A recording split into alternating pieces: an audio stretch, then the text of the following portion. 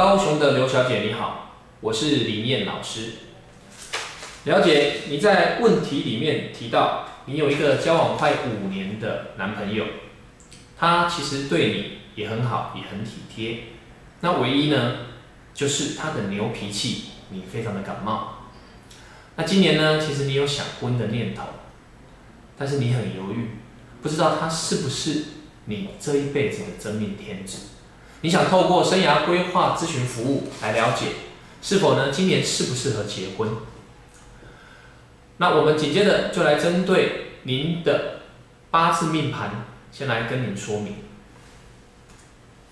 透过你的八字命盘呢，我们可以留意到几个特征。其实透过你的月柱有个伤官，然后呢，你的时柱呢有个官煞，你的月令下面的地支呢也有一个伤官。其实透过这些特征，那还有你的神煞里面呢有个文昌，2个文昌，在时柱下面又有一个学堂。这几个特征呢，都代表着你本身呢其实是一个非常聪明、反应快的女孩。那透过另外几个特征，就是我们的月柱下面有一个天乙，天乙呢代表着感性，在时柱下面呢，天德呢代表着理性。当你有理性跟感性兼具的时候，其实呢，你在人际关系或者在处理任何的事情的时候，其实你会比较偏向于八面玲珑的。因为你会兼具到所谓的感性跟理性，面面俱到。那也因为如此呢，你的聪明、你的反应，再加上你的八面玲珑呢，其实你在你的交友圈、你的人际关系是非常的棒的。那其实呢，老师有留意到几个特点你的时柱下面呢有一个驿马，驿马代表了什么呢？因为其实你是属于比较外向、活泼、好学的人。那这个驿马呢，也代表着其实你是四处比较喜欢往外跑，可能在求学的阶段啊、工作的阶段，都不一定是在你的原住所。所以驿马呢，也代表着其实你不太常留在原本既有的地方。那另外我们留意到其实你在时柱下面有一个劫煞，然后在年柱的时候下面有一个劫煞。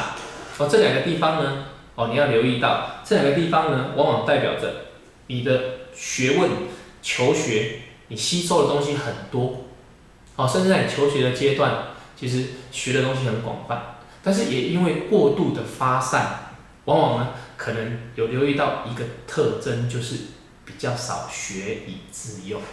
你有盖着米呀，但是有些东西呢都是因为兴趣，比较没办法有效的把它转成真正有用的地方。这个地方要特别留意。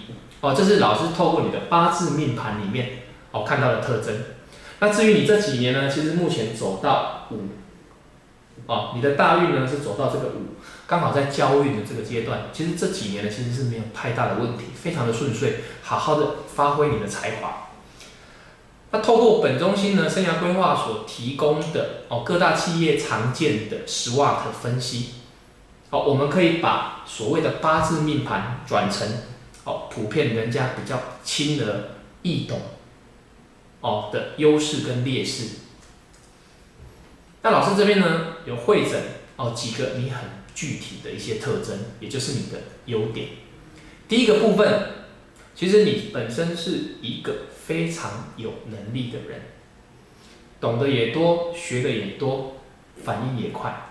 你是偏向于其实多才多艺，学东西其实都非常的有效率。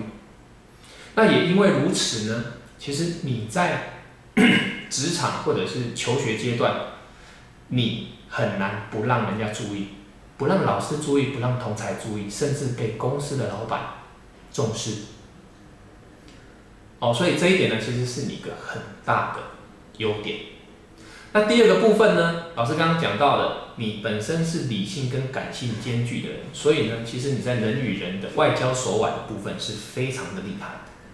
那也因为这个特征呢，其实你的人气呢、好人缘呢是众所皆知的。这是第2个你的很明显的特征。那第3个呢，你有这些才华，有这些能力，你的八字命盘里面又看到一个所谓的将星，匠心呢，也代表着你本身是一个领袖的特质。所以你在领导统御的部分呢，透过领导统御，可能你在求学的阶段常常做干部，在公司呢，可能也是属于管理阶层。那透过管理的方式，关于人的部分，你可以好好的适才适所，让他们呢在所属的角色发挥他的长才。其实这也是你本身所具备的才能。所以你的领导统御呢，就可以展现你的才华。那当然呢，有这些优点之外呢，就本身而言，你就是一个非常有能力、能自给自足的女人。但是呢，好的一面呢，其实我们还是要留意有一些你的衍生的缺点。刚讲到了，当你光芒毕露的时候，其实呢，有些时候会牵扯到所谓的利益纠结，或者是人家会脸红、面红、眼红啊，或者是酸葡萄心理。那无形中呢，就会有一些嫉妒的小人，或者是影响到他们权益的小人，会暗中说你的坏话，或者是暗箭伤你。这个其实在职场求学都会有。那这边呢，你只要坚持你所要做的事情，这部分其实会一一的化解。再加上你本身有一个八面玲珑的特质，所以这一块其实影响的倒不大。只是呢，一路上呢，小人还是不会停止。那另外一个呢，因为你本身呢，对好的事物或者是对事情呢，其实会要求的完美。那也因为如此呢，在过程呢会属于比较急，表达呢会属于比较直接。那无形中呢，你执行的结果呢，在过程呢你是辛苦的。那辛苦的另外一层面呢，当有其他人帮你倒还好。但是如果没有其他人帮你，反而扯后腿、小人多的话，其实你的得失心会很重。所以这一点呢，你要特别的留意，得失心不要那么重，平常心照你原本的原始的本意去执行，它就可以心想事成的。那另外一点呢，老师有提到，你本身是一个很聪明的人，八面玲珑，在人际关系对内对外都没有太大的问题。那也因为如此呢，往往你的期望会过高，不管是对工作上啊、对职场啊、对学业上啊，甚至对你的另外一半。那也因为这样子呢，往往会造成期望越高，失望越大。毕竟呢，另外一半他成长的过程呢，他的价值观、他的生活习惯，这些其实都完全不一样。你期望他变成你理想中的那一个你。那一个另外一半，其实对他是一种压力，也是一种负担。所以这一块呢，老师可以建议你放宽心，把自己做好，把自己的舞台建立好，这才是可以发挥你真正价值的地方。所以呢，感情路上呢，其实往往得失心太重的情况之下，其实你的失落感会很重。尽管对方不是不好。你选的另外一半基本上都有一定程度的条件是优质的，但是呢，在这种收放的过程呢，你自己要好好的去拿捏。那接下来呢，你有提到你今年适不适合结婚？那我们透过这3个我们公司分析出来的曲线图，在感情、在事业、在健康的部分，我们可以看到你刚好是落在这一个区块。这个区块呢，黄色的部分是属于你的感情。其实你的感情呢，在前一段呢，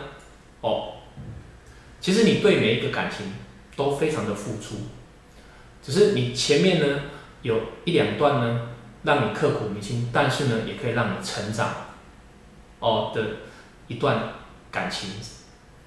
那这一段感情呢，是让你跌下来再爬起来，重新认识如何经营这种感情世界，如何跟另外一半相处的一个模式是最好的。这个区块呢，其实呢，你有提到一个交往5年的男友，那其实这5年呢，对你也是好的。老师这边呢，其实建议你，如果可以的话，其实这几年呢都适合结婚。那你的另外一半呢，可以预期的是，他其实是可以对你有所帮助的。对你有所帮助的。我们可以看到其实你的感情世界是逐渐走上坡所以其实这几年，甚至在今年，其实你们就有机会步入礼堂首先，老师现在这边向您恭喜。那其实呢，我们可以留意到其实你的健康啦、事业啦其实都逐渐有在走上坡可预期的，你结完婚之后，整个事业、整个健康其实都慢慢的稳定下来所以呢，其实今年你在做工作上面呢，或者是在婚姻上面呢都可以心想事成所以老师这样分析呢，希望对你接下来在今年的所以在婚姻上的规划，或者是你接下来要投资，或者是从工作上都可以做一番作为去努力。